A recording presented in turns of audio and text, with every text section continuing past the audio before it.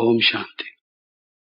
आज प्रातः मनोहर बहन जी ने कहा कि क्लास कराओ और उसमें जो अव्यक्त बाप दादा की वाणियों का सार है उस विषय पर विशेष रूप से कहो।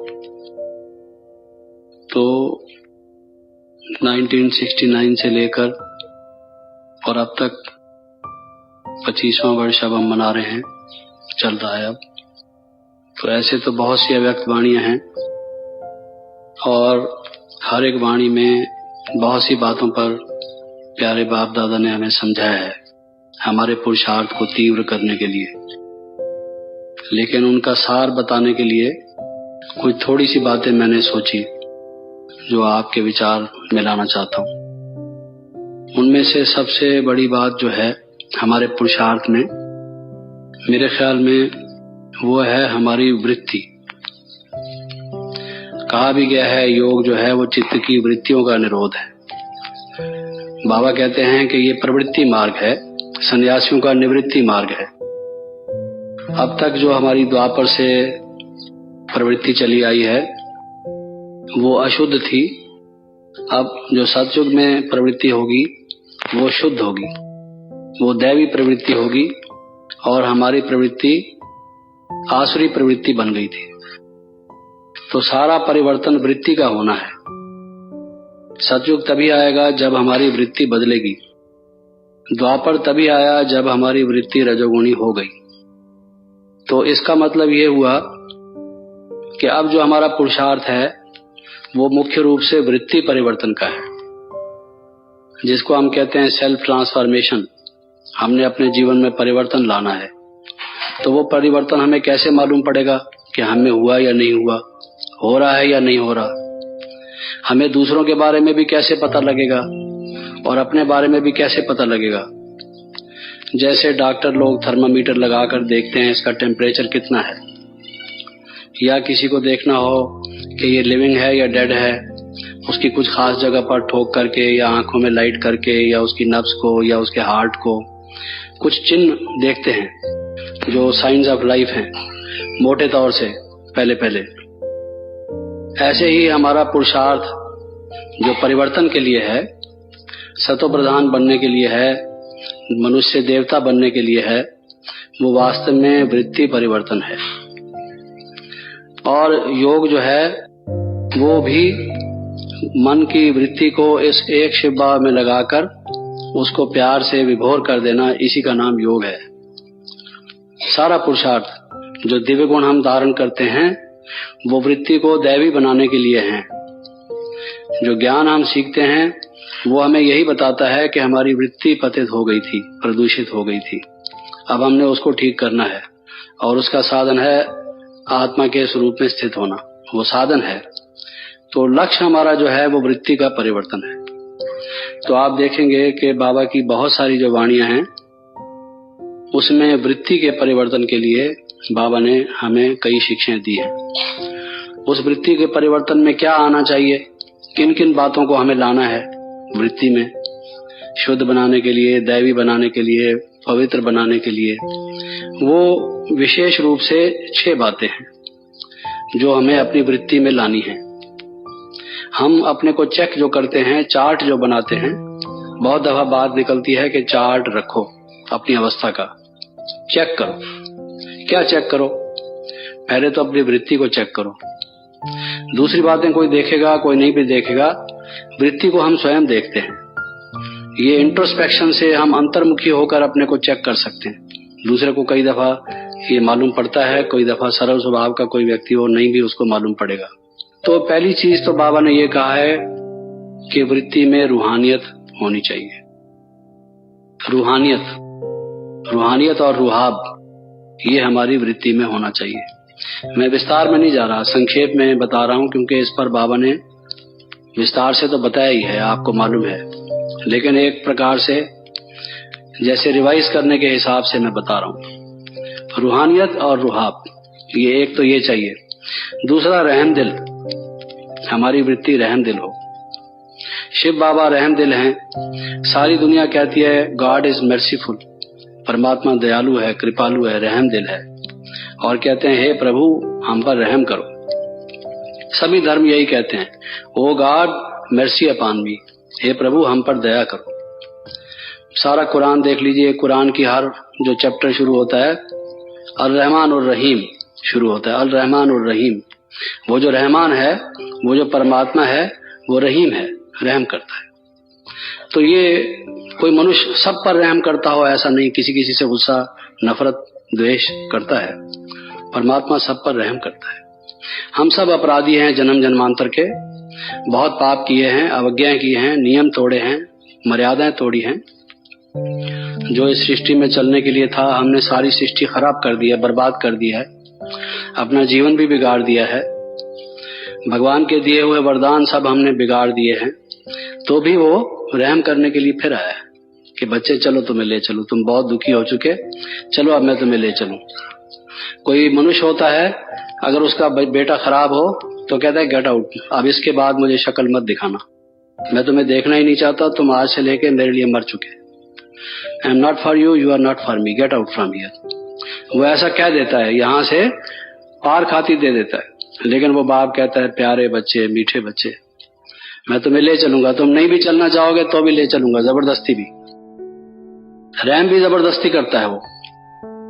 तो रूहानियत और रुहाब हो, दूसरा रहम दिल, तीसरा स्नेह वृत्ति में, हर एक के प्रति स्नेह, जिसको बाबा कहते हैं मीठा बोलो, शुभ बोलो। मीठा कैसे बोलेंगे जब तक स्नेह नहीं होगा? गुस्से वाला आदमी, नफरत वाला आदमी कोई मीठा बोल सकेगा? मीठा वो बोलेगा स्वाभाविक रूप से जिसके मन में स्नेह होगा। माँ बच्चे को कहती है राजा इधर आजा, राजा मीठा उसको प्यार क्यों करती है, खाना खा ले, ये कर ले, क्यों प्यार से, प्यार है तब ये सब ऐसा कहती है। तो स्नेह हो, हमारी वृत्ति में स्नेह हो, कभी भी उसमें नफरत या द्वेष या क्रोध की भावना, बदले की भावना ना हो। एक स्नेह को रखने से बहुत सी बुराइयां स्वतः समाप्त हो जाती है। स्नेह हो। फिर सेवा भाव हो, हम तो वर्ल्ड सर्वेंट्स हैं, सेवा करनी है हमको। तो ये बाबा की हमने वृत्ति देखी जिसमें ये होगा कि मैं तो सेवक हूँ। जन्म जन्मांतर भक्ति मार्ग में गाते रहे प्रभु जी हम सेवक तेरे, और अब जब सेवा करने का बाबा ने हमें तरीका बताया है, फील्ड दिया है, क्या सेवा करो वो लक्ष्य, वो सारी बात समझाई है, और अब हम समझते हैं कि नहीं हम भी कुछ हैं, तो फिर वो सेवा भाव अगर हमने नहीं किया तो फिर कब करेंगे? तो हमारी वृत्ति में सेवा भाव हो, कल्याणकारी वृत्ति हो, हमने हर एक का कल्याण करना है। तो शिव बाबा को शिवी क्यों कहते हैं? क्योंकि उसकी वृत्ति सदा कल्याणकारी है, सदा शिव है। सदा शिव है मैंने कभी किसी के अकल्याण की सोचता ही नहीं। हम लोग अपना फायदा करने के लिए दूसरे को कोई नुकसान होता हो तो चला देते हैं, अपना काम होना चाहिए, दूसरे का चाहे भला हो या उसका थोड़ा नुकसान भी हो, कोई हर्ज नहीं। तो जहां ये बात आ जाती है वहां कल्याणकारी वृत्ति नहीं होती। तो कल्याणकारी वृत्ति हो, और फिर निमित्त भाव हो कि मैं तो निमित्त हूं, कराने वाला बाबा है, करण करावनहार स्वामी वो है। तो ये 6 भाव, 6 हमारी वृत्तियों में जो कंटेंट्स हैं, जैसे कोई बुक हो उसका टेबल ऑफ कंटेंट्स होता है, उसकी विषय सूची, उस किताब में क्या क्या चैप्टर हैं, किस किस विषय पर है। तो हमारी जो वृत्ति है ये उसकी लिस्ट है कि वृत्ति में हमारे क्या क्या भरा हुआ हो, समाया हुआ हो। दूसरा है विधेय अवस्था। बाबा की जो बहुत सारी वाणियां हैं, अव्यक्त अवस्था अथवा विधेय अवस्था, ये मैं इसलिए इसका विधेय शब्द कह रहा हूं क्योंकि ये जितने पॉइंट्स मैं आपको बता रहा हूं ये वी से शुरू होते हैं। वी जैसे पहले मैंने आपको बताया वृत्ति, वा से, ये जितनी मैं आपको 10, 15, 16, 18 बातें बताऊंगा ये वा से शुरू होती है। कई दफा उनको याद रखना इससे सहज हो जाता है। तो पहला वृत्ति था, दूसरा विधेय अवस्था। आज भी राजा जनक की बात निकल रही थी, मुरली में आई थी। तो विधेय अवस्था, देह में रहते हुए देह से न्यारे, तभी हम अव्यक्त स्थिति को प्राप्त कर सकेंगे, ये हमारा पुरुषार्थ हो। और विधेय अवस्था कैसे होगी, इस पर बाबा ने क्या प्रकाश डाला है? इसमें एक तो बाबा ने कहा है कि हमेशा उड़ती कला में रहो। ये समझो कि आप मेरी जो गिरती कला के दिन थे वो खत्म हो गए।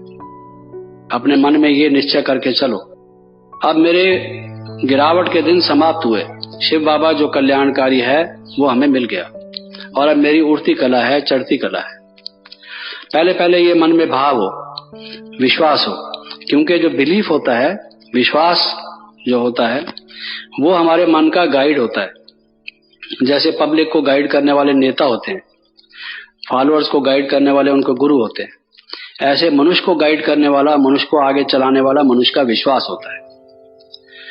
As you believe so you do, जैसा आपका विश्वास हो वैसा ही आपका कर्म होता है। मनुष्य के कर्मों का नेता उसका विश्वास है, उसका निश्चय है।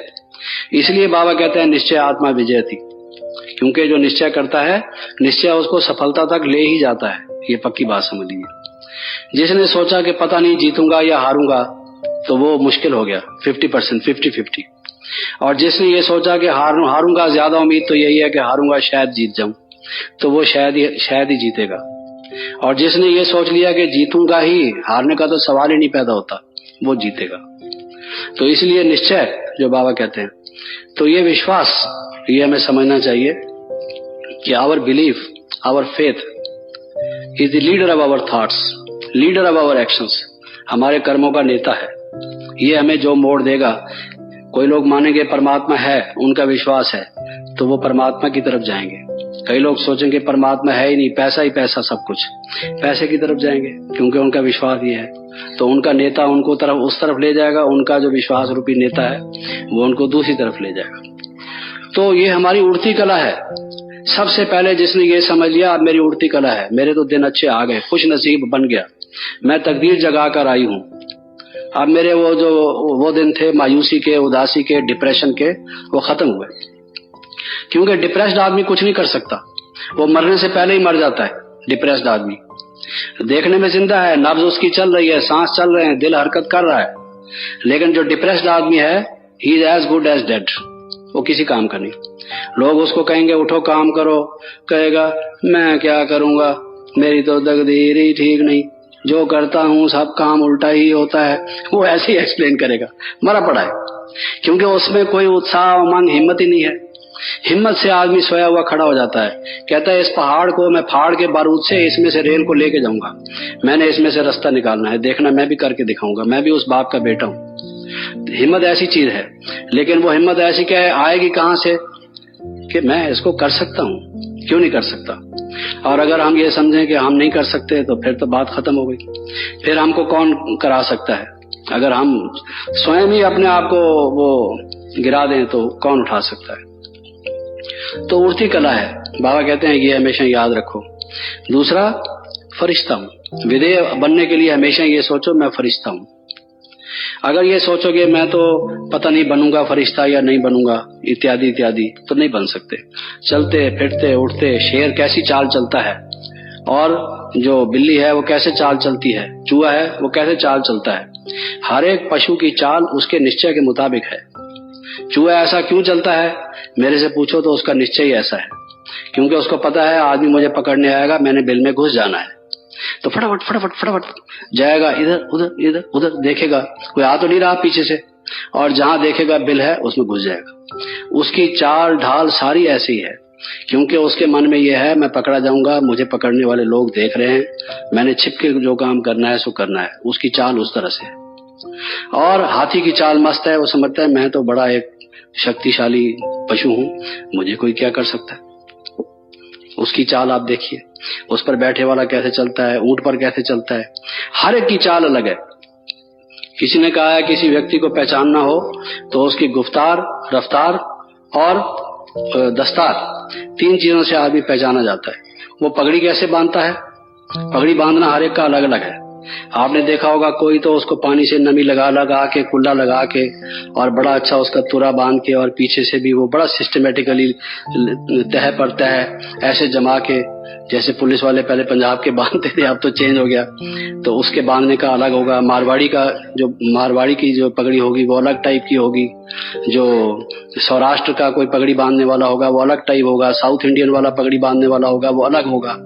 तो उनकी अपनी साइकोलॉजी है, सोशल साइकोलॉजी। जो जैसी पगड़ी बांधता है वो किस तरह से बांधता है, वो बात भी वैसे ही करता है। आप देखेंगे जैसी उसकी पगड़ी होगी बात भी वैसे ही करेगा। जिसने वो तुरा बांधा हुआ है बड़ा सख्त माया लगा के, उसको वो क्या कहते हैं, उसको स्टार्च लगाकर, वो बात भी वैसे करेगा जैसे कि वो अथॉरिटी वाला आदमी है। और जो ऐसे रफ डफ वगैरह बांध देता है उसकी बात करने का तरीका कुछ और होगा। तो किसी ने कहा है कि दस्तार, दस्तार माना पगड़ी, गुफ्तार जो बात करने का तरीका है, ये बात कैसे करता है। कोई आदमी छूटते ही रोब से बात करेगा, कोई प्रेम से बात करेगा, कोई आदर से बात करेगा। बात करने का तरीका हर एक का अलग अलग है। इसी तरह से रफ्तार, कोई आदमी ऐसे चलेगा जैसे कि पीछे फायरिंग स्क्वाड आ रहा है, जल्दी से छिपना है। जैसे मैं जाता हूँ भागा भागा कई दफा, तो कोई ऐसे चलता है, कोई बड़ा आराम से चलता है, जल्दी क्या पड़ी है, धीरे धीरे जाएंगे, कोई बात नहीं, पहुंच जाएंगे। तो ये रफ्तार, गुफ्तार और दस्तार से आदमी कहते हैं पहचाना जाता है। इसी तरीके से हर एक व्यक्ति का जो ये निश्चय है, मैं फरिश्ता हूँ, मैं फरिश्ता हूँ, मैं फरिश्ता हूँ, मैं फरिश्ता हूँ। एक दिन आप ये सोच के देखो, मैं फरिश्ता हूँ, आप उड़ने लगते हैं कि नहीं उड़ने लगते। और अगर आप ये समझें मैं तो मोटी तोंद वाला आदमी हूँ, इतना भारी भरकम है जी, जमीन दबी जा रही है, मेरे पांव दबे जा रहे हैं, उस तरीके से अगर आप हैवी फील करें तो फिर आपको बिल्कुल body consciousness, grass body consciousness होगी। तो ये जो एक कॉन्शियसनेस है, अवेयरनेस है, अवेकनिंग जिसको कहा जाता है, मैं फरिश्ता हूँ, मैं फरिश्ता हूँ, जिसको बाबा कहते हैं लाइट के कार्ब में अपने आप को समझो। ये वस्त्र नहीं, कुर्ता और पजामा, ये भी लाइट के कार्ब में है। मैं एक फरिश्ता हूँ। अपने को वो स्वरूप देखो, या तो योगी का स्वरूप देखो कि मैं कमल पुष्प पर आसीन हूँ और मैं योग में मग्न हूँ, उस लगन में मग्न हूँ, उस परमात्मा की याद का आनंद ले रहा हूँ, उसमें एब्जॉर्ब्ड हूँ। तो जो आपका विजन होगा अपने बारे में, जैसा आप देखोगे वही आपका दर्शन है। जो जीवन दर्शन है, फिलॉसफी को दर्शन भी कहते हैं। आप अपने आप को देखते कैसे हैं, यही दर्शन है, जीवन दर्शन है। अपने आप को किस रूप में देखते हैं, योगी के रूप में देखते हैं, फरिश्ते के रूप में देखते हैं, एक राजनीतिक नेता के रूप में देखते हैं, एक डॉक्टर के रूप में देखते हैं, एक वकील के रूप में देखते हैं। आप अपने को किस रूप में देखते हैं। तो बाबा कहते हैं ये देखो मैं एक फरिश्ता हूँ, जिससे आपको सारी बातें याद हैं कि फरिश्ता उड़ने वाला है, लाइट का है, रिश्ते नहीं है, इत्यादि इत्यादि। तो दूसरा, मैं लाइट हूँ, मैं माइट हूँ, मैं लाइट हूँ, मैं माइट हूँ, मैं लाइट हूँ, मैं माइट हूँ। अपने आप को ये रिमाइंड करो, मैं लाइट हूँ, मैं माइट हूँ। जो पहले पहले बाबा ने विजन देखा कि कोई तारे तारे से थे, आते थे, कोई देवता, कोई देवी, कोई शहजादा, कोई शहजादी बन जाते थे, कोई राजकुमार, कोई राजकुमारी बन जाते थे। और बाबा क्या कहते हैं, उसने कहा मैं, वो क्या था, वो एक लाइट थी, एक माइट थी। तो वो जो बाबा को याद रहा, एक लाइट थी, एक माइट थी। तो वही जो पहला पहला लेसन है, मैं एक लाइट हूँ, मैं एक माइट हूँ, ये इससे हमारी विधेय अवस्था और लाइट और माइट की अवस्था होगी। तो बहुत सी जो अव्यक्त वाणियां हैं वो हमें ये प्रेरणा देती हैं कि विधेय अवस्था में रहो, और उसके लिए मैं लाइट हूँ, मैं माइट हूँ, मैं फरिश्ता हूँ, और मेरी उड़ती कला है, उसमें अपने को देखो।